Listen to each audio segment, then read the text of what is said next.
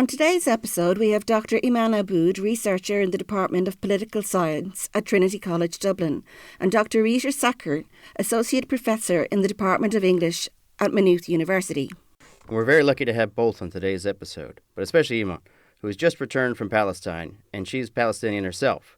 So Eman, first of all, how are you? Would you be able to talk about your trip home?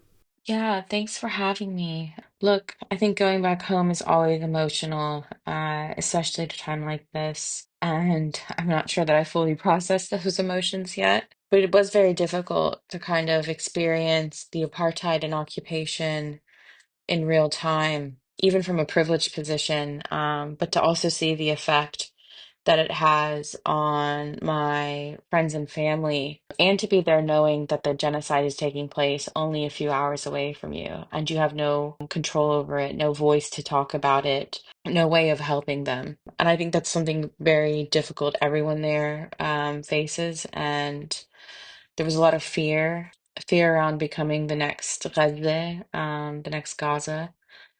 And I think that fear isn't unfounded when you hear the rhetoric coming out of the mouths of Israeli politicians. I think it's difficult to hold all of that at once and to even fathom how people can hold all of that on a daily basis. So I'd say it was also really inspiring, I think, to be surrounded by the sort of typical Palestinian resilience. Like we say in Palestine, kul ishi mashi, everything is still moving. So I think people are trying to still keep going and exist and honor what's happening in their own way. And that in and of itself is a form of resistance. So yeah, it was really, really kind of heartening to be around that despite everything, all the tragedy that's happening. Eman, thanks for that. It's very difficult for us to understand exactly what's going on back at home for you, but it does give us heart to think that the Palestinian people are trudging along and doing their best. And hopefully we can just acknowledge the heart and soul that is there amongst the Palestinian people and take some hope from that and some courage in our activism and in speaking up and acknowledging what's happening in Palestine. And now, Rita, let's check in with you. Usually we begin with talking about research, but after hearing from Eman and about Palestine, let's just check in with you. How are you doing? Thank you, Stephen. It's incredible to hear about Palestinian hope all the time. So it feels wrong to say that there is a lot of grief, a lot of outrage in me and in almost every person I talk to. It is true that we keep on fighting for what is right, but it's a difficult struggle given what is going on and what is still, in some people's minds and hearts, that's, ability to be silent and to be complicit. But I think what is giving us hope, at least personally, when I talk to my 10-year-old daughter who is telling me about justice and rights and freedom with colleagues and friends and strangers who believe that, Palestinian self-determination should come before all so that we are all free. I had an uncle who passed away 20 years ago. He was a professor of Arabic literature, and he was the first to teach me when I was very small about Palestinian literature. He gave me all the books of Mahmoud Darwish. He used to read to me Ghassan Kanafani, and I go back to this now. I go back to what he told me about, the importance of understanding the Palestinian struggle. About understanding harm done to Palestine as a long duration of coloniality that is intertwined with so many other forms of injustice around the world. I think that stays with me. It kind of tempers, the despair. It doesn't decrease the outrage and the grief, but it gives also hope. Rita, thanks for that. So moving on to our usual topic, what can you tell us about your research on decoloniality in the Arab world? I work at the intersection of thinking about coloniality, decoloniality, and displacement, particularly with respect to the Arab world, although in my teaching I go into other areas. So just thinking about these in terms of strand of research and how they kind of filter through my teaching. For instance, there's the strand of thinking about memoricide, the killing of memory, herbicide, the killing of cities, but also, the killing of states and territories and land, ecocides more closely to the environmental injustice area, and genocide. And I think of all of these while thinking also of displacement, different forms of displacement, of how people crossing borders are dislocated, crossing seas, crossing forests, but also how they are dislocated from a space of rights, how people are dismembered, from the perspective thinking about, families dismembered, bodies dismembered, lands dismembered, but also historical ties and the sense of understanding the continuity of historical injustices, forms of historical injustice. So thinking of displacement from empathy to apathy with respect to the forcibly displaced, from historical accountability and the kind of recognition of continued or comparable historical injustice to what we experience now and have been experiencing as a hierarchical separation of degrees of harm and what deserves recognition and accountability depending on the power of perpetrators.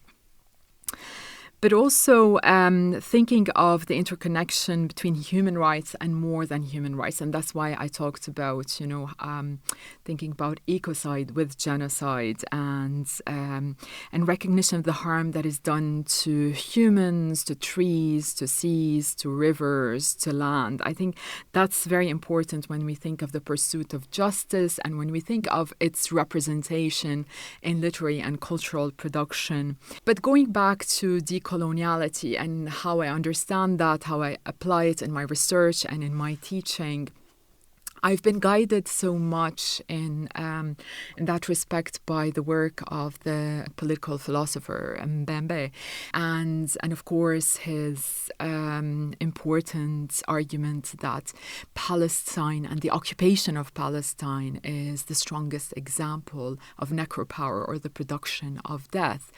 But in as much as Mbembe has been very important in my research and in my teaching, I think it's very important in particular in the classroom to bring in the Palestinian voices that contribute to decolonizing our thought and our approaches to Palestine. So Mahmoud Darwish and Ghassan Kanafani, Musab Abu Toha, Adania Shibli, Muhammad al-Kurd, Salma Dabbar, Susan Abul Hawa, Tahrir Hamdi, Fatima Hassouna. I think the voice of Fatima Hassouna, who is not with us anymore, is so important. It's a scream that has to stay with us. So this vast, rich and evolving corpus from which I keep on learning all the time. Thanks very much, Rita. I'm going to move over to Eman now, and maybe you can talk to us about some of the points that Rita raised there about this intersection between your research and your teaching. Yeah, so at Trinity, I used to teach a course called Democracy and Development. And in that course, we discuss a lot about ethnic politics and identity, nation building, state building, all of these kind of broad topics. But we get a chance to kind of really investigate how it's happened in different places around the world over time. And when I teach about democracy, one thing that's always really interesting is I often have to discuss how we measure democracy and how we conceptualize democracy. And what I try to highlight to students is that oftentimes our perceptions of what democracy is doesn't necessarily align with the reality of what democracy is in practice. And it is interesting to think about this and think about how people conceptualize and measure democracy. And when it comes to Israel, this is a particularly interesting question. And this is where my research aligns with my teaching. It's one of these ways in which I think social scientists have been complicit in the Israeli project because if you look at the democracy scores of Israel, Israel scores quite high on every democracy index, whether they have it measured based on a scale from 0 to 1 or 1 to 10, or whether they just kind of give it a dichotomous score. So yes, that it's a democracy, or no, that it's not a democracy. It's always ranked as a democracy, and a quite strong democracy at that. And it's really perplexing and difficult to kind of teach students about these outcomes, these expected outcomes we have of democracy, and then to look at the violations of human rights that Israel is engaged in and these undemocratic systems that have been erected there. And then to kind of point them to these so-called objective measures of democracy. Yeah, it's quite misleading, especially when you compare it to democracy scores for countries like, let's say, Tanzania, a country in the global south. It's in Africa. It is one of the democracies, one of the strongest democracies in Africa. It is one of the only countries that's been free of ethnic conflict for decades now. And still, it scores quite low on all of these democracy indices compared to Israel. And that's partially because it's a poorer democracy, so it has limited state capacity, whereas Israel is quite a wealthy democracy, alleged democracy. But I think it speaks to a broader pattern in academia and in my field in particular, where countries in the global south aren't evaluated in the same way as countries in the global north, which is why Israel, which is effectively a Western state planted in Palestine, receives such high scores despite erecting such undemocratic systems and being very authoritarian in behavior, but is still kind of considered a democracy based on these objective scores. Thanks, Eman. That's great. So, can we also talk about your research on Israeli apartheid in Palestine, which you just mentioned there, and your work to break TCD break all of their ties with Israeli institutes? And we'll follow up later with your democracy score. My research also talks about epistemology and objectivity, but sorry, I'm skipping ahead. Let's get to that first question, your research on Israeli apartheid. So my research is kind of broader than just on the Israeli apartheid. So I'm more interested in Israel's colonization of Palestine as a whole, and apartheid is one part of it. And here I kind of have two strands of research that I'm working on. The first is sort of the effect of this colonization on the people, and this would be looking at the Palestinian diaspora. And the second is more about the Palestinian state and the implication of Israel's strategy for colonization, which is one of prolonged genocide. So what the implications would be for the Palestinian state in the long run. And I have a forthcoming paper with some colleagues at Trinity, Caroline Jago and Claire O'Reilly, where we're theorizing Israel's two-pronged strategy to colonizing Palestine and the disablement of the state and its people. And then I hope to kind of write a second paper in that series, really thinking about what a Palestinian state could look like and how it can be achieved after enduring such an atrocity as the genocide, but also this prolonged process of colonization, and a really kind of brutal one at that. And Rita, in the second half of our episode, we always turn to activism, and you can interpret that in whatever way, in the broadest sense of the word, if you like. Can you tell us about your own activism and what sort of engagement there is in your field in relation to what's happening in Palestine or to other areas around the world where there's social injustice? Thank you for that question. And it brings me back to the fact that I grew up in Lebanon and I had that activist streak. I grew up in an environment with various military and political occupations and socioeconomic crises. But I think it was only when I came to Ireland that I started to kind of appreciate and to learn from activists in various fields what kinds of responsibilities come with public engagement, whether in academia or outside it. And I started to apply this to my research and teaching and service, and kind of really feel the links between them and what I can do in this respect. So in the classroom, really the students' openness and questionings and their attention to the interconnections between different forms and contexts of injustice and resistance have taught me a lot. And in turn, this has encouraged me to bring into my research and my teaching a greater attention to those various ways we can, as scholars and also educators, contribute to meaningfully decolonizing academia and critical scholarship. And meaningfully is important because it can be done, as an empty exercise. So whether that is with respect to the field of forced displacement, or if we're thinking of literary and cultural production in the Arab world, and especially Palestine. So at Maynooth, besides, there is one module that I teach on my own, and it's titled Global Arab Migrant Writing and Film, and I can do a lot in that context, but I really enjoy co-teaching on modules with other colleagues with respect to these issues and questions, but also one of the things that I think has brought us all together is co-organizing conversations with Palestinian writers. So last year's conversation with Adania Shibli and this year's conversation with Selma Dabbar were very special events for all of us, staff and students. But going back to my work and service, I think one of the greatest honors of my career is to have co-chaired with my brilliant colleague Aoife Titley the MU Sanctuary program.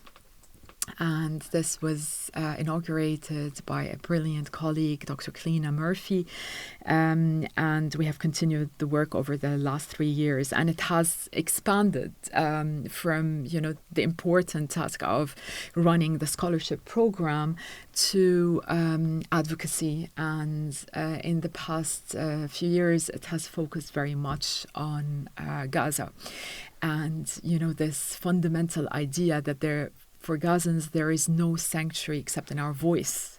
If we don't speak up, we cannot speak of sanctuary for Palestinians and for people in Gaza. I'm very, conscious, sometimes worried that we don't do enough. But I think we are doing our best, and I'm very proud of the work that colleagues in Academics for Palestine have been doing, that I've been doing with them. And I think the centering of the voice of the student union, our MU student union, in all these endeavors, all these initiatives and forms of advocacy has been very important. Thanks for that, Rita. Now, Eman, we'll move back to you. I'm sure it's tough being Palestinian and having to go, what sort of activism are you doing? Sort of just existing for you has got to feel like activism. So I'll really leave this open for you, however you want to address this. I mean, you want to focus on what you've done at Trinity or just by existing. I'll just leave it open for you. So I think for a lot of Palestinians, we're kind of raised with this activism. For me, I was raised by Palestinians who were displaced and by my grandmother and my parents and their siblings. And I was raised with those fond memories of home, a home that I was kind of keenly aware of. I'd never really get to know in the way that they did because of what happened to them. Obviously, in America, there were a lot of opportunities for activism. I was very involved in our local movement and in the Palestinian community there. I'm happy to talk about my activism here at Trinity. I think, yeah, what's happened at Trinity recently is a really big win for the BDS movement. And we at Academics for Palestine, we really sort of just saw our role as what our normal job is, which is to educate. And so we took it upon ourselves to kind of organize lectures about Palestine and about the apartheid, the occupation, and the genocide. We organized workshops. We worked very closely with the unions to do this because this is something that all staff have a stake in. Yeah, I'm really proud of the work that my colleagues and I achieved because At the end of the day, while the context at Trinity was different, and it was the students who really took the initiative to have the encampment in the first place. And part of why I think we were able to actually achieve something here is because the structures in Trinity are very different compared to structures at other universities. It's not to diminish the importance of the win, but just to kind of highlight the contextual differences for other activists. But it's definitely been a long 3 years and somewhat frustrating at times because I've always been very conscious of the fact that we're 3 years into a genocide and we're only just starting to see institutions actually try to enact a boycott. So that can be very disheartening at times, but it is a process, and I'm really encouraged to see the work that's been done so far, and I hope that we can keep it up. Thanks, Eman. Can I ask both of you a question in relation to Palestine at the moment? People there are in the midst of a genocide. I don't think like we've ever witnessed coming in on our screens every evening, and I know that most people are pushing through every day just to survive. But could one or both of you comment on the current state of education in Palestine and what might be termed the scholasticide, as in the destruction of Palestinian universities, the whole education systems? I saw on the news recently a young woman who is trying to attend classes on her mobile phone in a tent. So I was just wondering if you could give us a little bit of insight into that, and where do you see as academics maybe that we might be able to help, if that's not too naive a question at this stage? That's a great question, Emer. I think in the long duration of assaults and harm to Palestinians by the Israeli state, one of the most systematic forms of harm has been attacks on knowledge production, on knowledge dissemination, So this is an extension when you attack the educational system, when you destroy schools, when you deny people the opportunity to both learn, educate, and produce knowledge.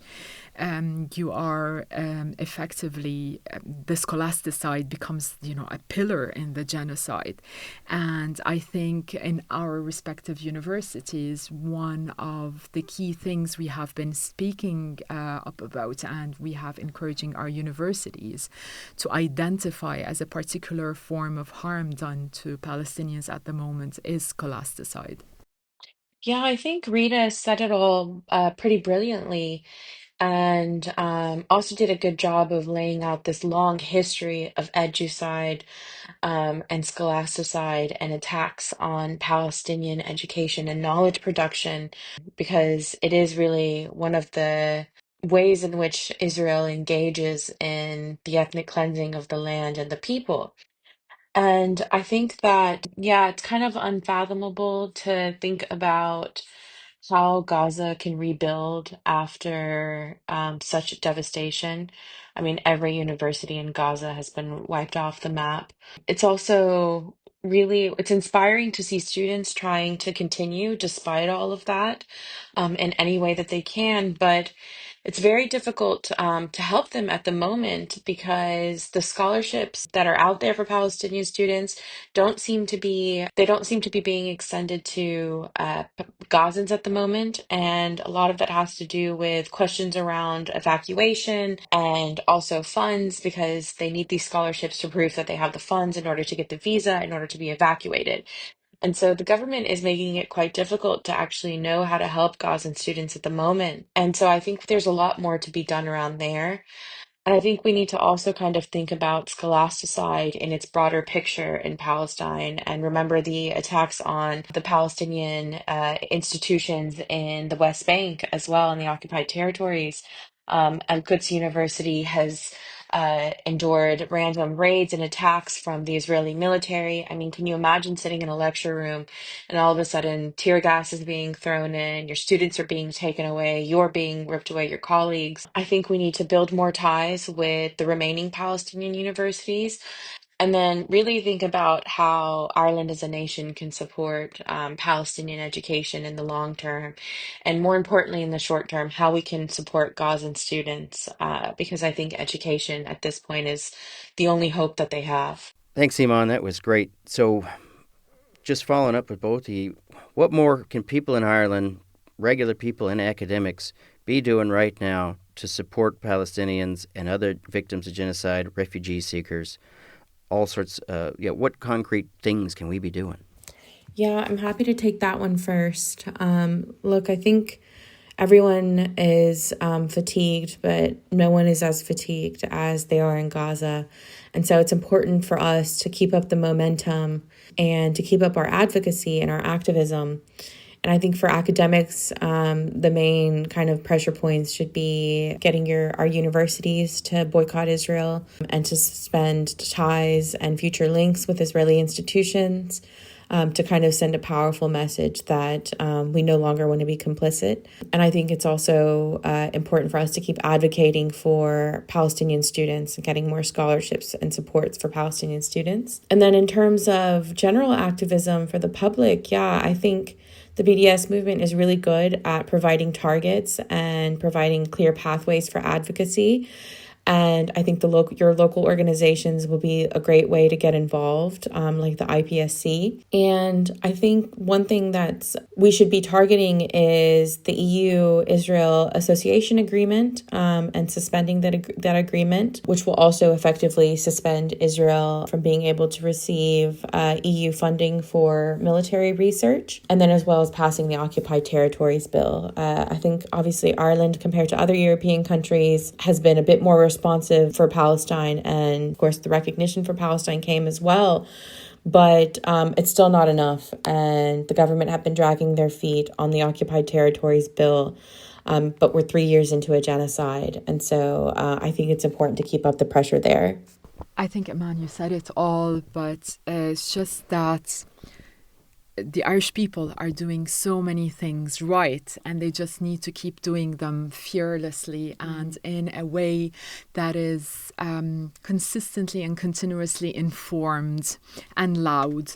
Informed in the sense that if people just keep reading the reports by Francesca Albanese, the special rapporteur on the Palestinian occupied territories, that is actually enough, this information, and communicating it to others, particularly to their political representatives, and making sure that there is a majority public opinion that we know, therefore you need to do. I think this kind of pressure is very important. Eman and Rita, thank you very much for all of the material that you've presented us with today, and it's given us a lot to think about, I think. So many of the references that you have in there to Palestinian writers and Arab and Muslim thinkers are really important, and we'll try and include them with the podcast and list them with the podcast. And again, thank you for the insight that you've given us into the Palestinian people and what's currently actually happening in Palestine. Thank you both very much. In the spirit of honoring Palestinian scholarship, we wanted to include a poetry reading by Mahmoud Darwish, one of Palestine's most iconic literary figures. This poem, called A State of Siege, was written in 2002 during the Israeli invasion of the West Bank. And I think it still serves as a timeless account of what Palestinians endure every day.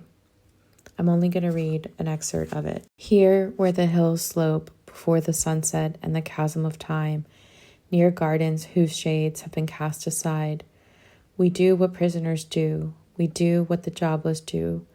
We sow hope. In a land where the dawn sears, we have become more doltish, and we stare at the moments of victory. There is no starry night in our nights of explosions. Our enemies stay up late. They switch on the lights in the intense darkness of this tunnel. Here, after the poems of Job, we wait no more. This siege will persist until we teach our enemies models of our finest poetry. The sky is laden during the day, a fiery orange at night, but our hearts are as neutral as the flowery emblems on a shield. Here, not I. Here, Adam remembers the clay of which he was born. He says on the verge of death, he says, I have no more earth to lose. Free am I, close to my ultimate freedom. I hold my fortune in my own hands. In a few moments, I will begin my life, born free of father and mother. I will choose letters of sky blue for my name. Under siege, life is the moment between remembrance of the first moment and forgetfulness of the last. Here, under the mountains of smoke, on the threshold of my home, time has no measure. We do what those who give up the ghost do. We forget our pain. Pain is when the housewife forsakes hanging up the clothes to dry and is content that this flag of Palestine should be without stain. There is no Homeric echo here. Myths come knocking on our door when we need them. There is no Homeric echo here, only a general looking through the rubble for the awakening state, concealed within the galloping horse from Troy. The soldiers measure the space between being and nothingness with the field glasses behind a tank's armory. We measure the space between our bodies and the coming rockets with our sixth sense alone. You there, by the threshold of our door, come in and sip with us our Arabic coffee. You may even feel that you are human just as we are. You there, by the threshold of our door, take your rockets away from our mornings. We may then feel secure and almost human. We may find time for relaxation and fine art. We may play cards and read our newspapers, catching up on the news of our wounded past, and we may look up our star signs in the year 2002. The camera smiles to those born under the sign of siege. Whenever yesterday comes to me, I say to her, now is not the right time. Go and come tomorrow. I rack my head, but uselessly. What can someone like me think of there on the tip of the hillside for the past 3,000 years and in this passing moment? My thoughts slay me. My memory awakens me. When the helicopters disappear, the doves fly back. White, very white, marking the cheeks of the horizon with liberated wings. They revive their radiance and their ownership of the sky and playfulness. Higher and higher they fly. The doves, very white. Oh, that the sky was real. A man passing between two bombs cried. A sparkling sky, a vision, lightning, all very similar. Soon I will know if this is indeed a revelation, or my close friends will know that the poem has gone and yoked its poet.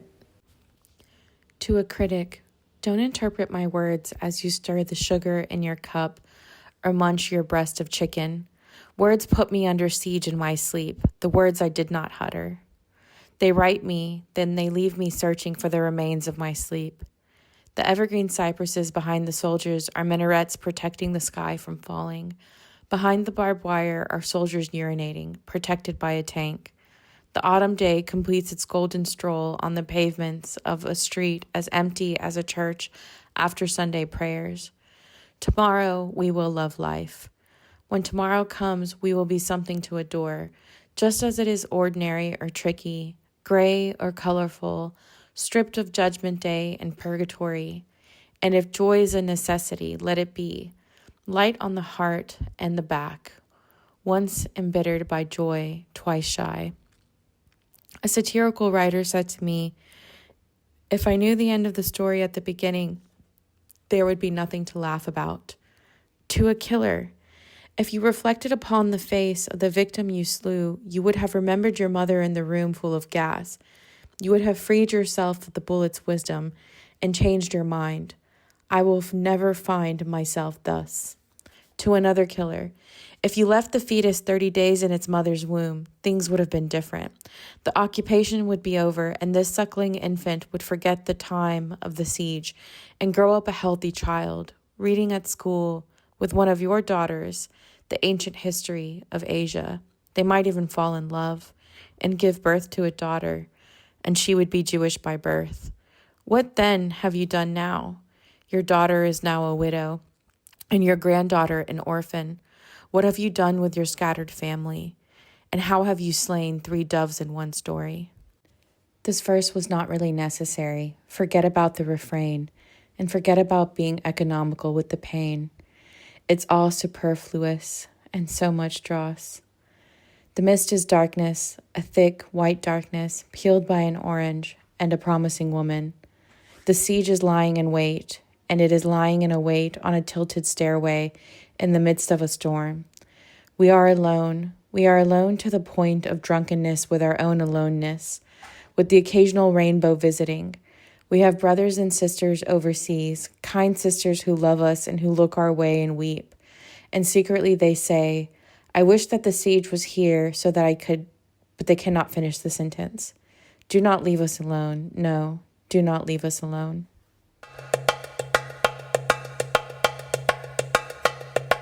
Many thanks to Rita and Eman and to everyone listening. On next week's show, we have a special 2-part episode looking at sociology, featuring Dr Sue Minku, University of Galway, and Dr David Landy from Trinity College, Dublin. They'll be talking to us about the field of sociology and social justice and what activism is happening. Tune in next week wherever you download your podcasts.